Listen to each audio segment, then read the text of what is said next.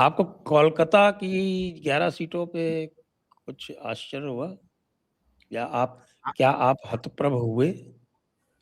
आपको क्या उम्मीद थी कि 30% तक वोटिंग ऊपर चली जाएगी? मैंने आपको फ़ोन पर बताया तो था ये जो कलकत्ता का वोट देखा तो कि मतलब मैं सिर्फ़ सरप्राइज़ हूँ ऐसा नहीं है, सरप्राइज़ तो हूँ। मैं मान के चल रहा था 75% के आस-पास कोलकाता रीजन में वोटिंग होगी। इतनी वोटिंग होगी मैंने नहीं सोचा था। आलसी लोग हैं शहर के अंदर 50-55% नॉर्मली ये लोग वोट करते थे, अब 85% और जो एक क्लिप राजीव रंजन के चैनल पर चला सर, छोटा-सा क्लिप, एक महिला आई छोटा-सा क्लिप हाँ, वो ऐसा लगा कि उसने पूरे 1.5 महीने, 2 महीने कुछ नहीं बोला। वोट दे के निकली और उसने पूछा और बस पूरा गुस्सा उड़ेलते हुए उसने बोला, "अब बोलूँगी इतने दिनों से नहीं बोली, जय श्री राम किसको वोट दिया?" उसने पूछा, उसने बोला, "जय श्री राम, जय श्री राम, जय श्री राम।" तो बोला, "इतने गुस्से में क्यों है?" तो बोला, "गुस्से में नहीं है तो क्या करें? बंगाल का लोग जय श्री राम नहीं बोल सकता लेकिन गला दबा के अल्लाहू अकबर बुलवाओगे?" बात तो ये बिल्कुल है सही कह रही है। हाँ। तो गुरुदेव भाऊ तोरसेकर सर ने एक बात बोली नहीं अभिषेक तिवारी शो पे उन्होंने बोला था कि अभिषेक ये जो 500 एक्स्ट्रा कंपनियां छोड़ करके अमित शाह जा रहे हैं ना ये ममता बनर्जी के और उनके समर्थकों को बचाने के लिए छोड़ के जा रहे हैं क्योंकि रिजल्ट के बाद वो भी भाजपा वाले भी उतने ही गुस्से में हैं और उनका गुस्सा 5 साल से भरा हुआ है सड़क पर ऐसा ना हो कि टीएमसी वाले दौड़ाए जाए और आज तो हमने कई उदाहरण हमने टीएमसी वालों के भी देखे दौड़ाए तो गए हैं टीएमसी वाले भी बंगाल में सर पहले फेज में आधा निर्णय हो गया मेरी टीम की अभिलाषा थी झारग्राम में बोली सर ये लग ही नहीं रहा है जगह जो 4-0 से बीजेपी हारी थी मैं लग रहा है किसी और झारग्राम में हूं मैं 100 लोगों का एवरेज बता रही हूं तो लोग से पूछ रहा हूं कितने तो उसमें 60-65 लोग कह रहे हैं भाजपा को वोट करेंगे और कह रहे हैं झारग्राम के अंदर वो चुप नहीं है तो मैंने उसको बोला है कि ये सब जंगल महल का एरिया है वहां बीजेपी का कैडर मजबूत है और वोकल भी है वहां नहीं डरते थोड़ा सा तो उसने बोला नहीं सर सिर्फ वही नहीं हो रहा है और भी जगह हो रहा है फिर मैंने उसको हुगली में स्पेशली बोला जाओ महिलाओं से बात करो हुगली रीजन में जो आज हुआ है हुगली रीजन में महिलाओं ने सबसे बड़ा कंसर्न बोला कि हमारा सुरक्षा का सबसे बड़ा कंसर्न है आरजिकर का जो करंट हुगली हावड़ा और कोलकाता रीजन में महिलाओं के अंदर था अभी एक चैनल एबीपी वाला पूछ रहा था कि ऐसा कैसे हो सकता है फ्री बीज झारखंड में चला फ्री बीज बिहार में चला फ्री बीज हर जगह चला यहां विष कैसे बन गया हर जगह जब अमृत है उस मूर्ख को कोई समझाए कि दिल्ली में नहीं चला था और जब आदमी को ऑलरेडी जहर पिलाया जा रहा हो ना तो जहर की जगह अमृत ही टेस्ट करेगा वो 200 रुपए का वो 1500 रुपए का जहर वो समझ चुके हैं तो आज वो वोटिंग हुई है मुझे लग रहा है कोलकाता में एक और बात है भवानी जैसे मैं तो चूंकि वहाँ रहा हूँ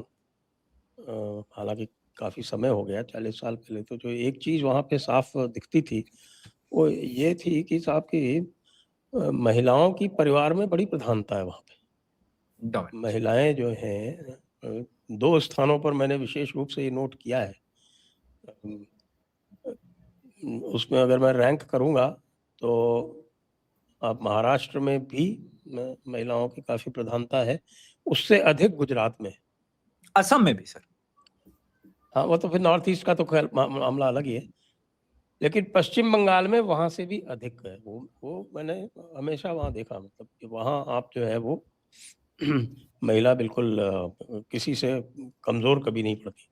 जब उसको ये कहा जाएगा कि 7 बजे के बाद बाहर मत निकलो तो उसको कैसा लगेगा वही वही वही जो आज एक यंग लड़की ने बोला था आई थिंक इंडिया टुडे या एनडीटीवी का क्लिप में मैंने देखा कि बोला कि वोट दिया है कि रात को 8 बजे घर से बाहर निकल सको और इससे देखिए इंपॉर्टेंट ये नहीं है कि उसने क्या बोला कि वोट किसको दिया उसने ये बोला ट्रोल करते हुए ममता बनर्जी को, क्योंकि ममता बनर्जी चीफ मिनिस्टर हैं,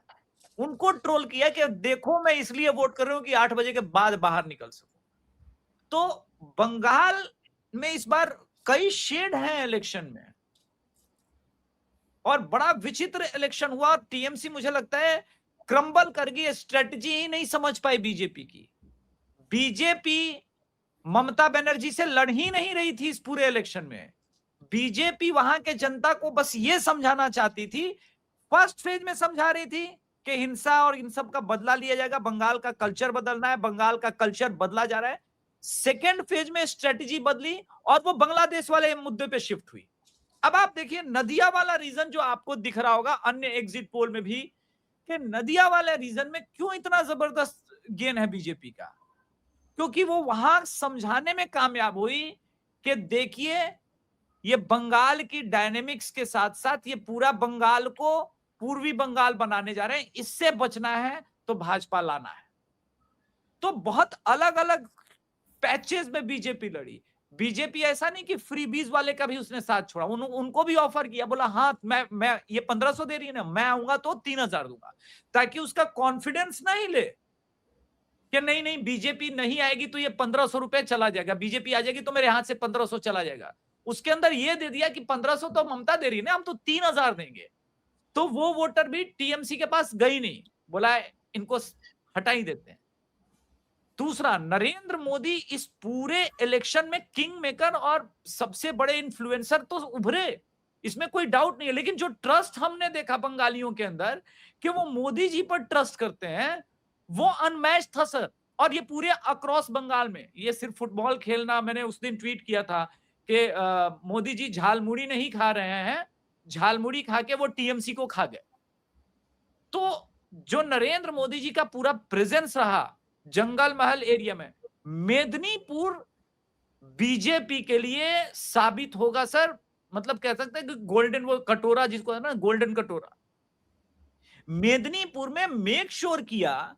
शुभेंदु अधिकारी ने फर्स्ट फेज में कि दोनों ये जो 31 सीट है उसमें मैक्सिमम नंबर हम गेन करें, और सेकेंड फेज में वो पूरा भवानीपुर रहे, कोलकाता रीजन में रहे। और आपने वो भी देखा कि कैसे एक तरफ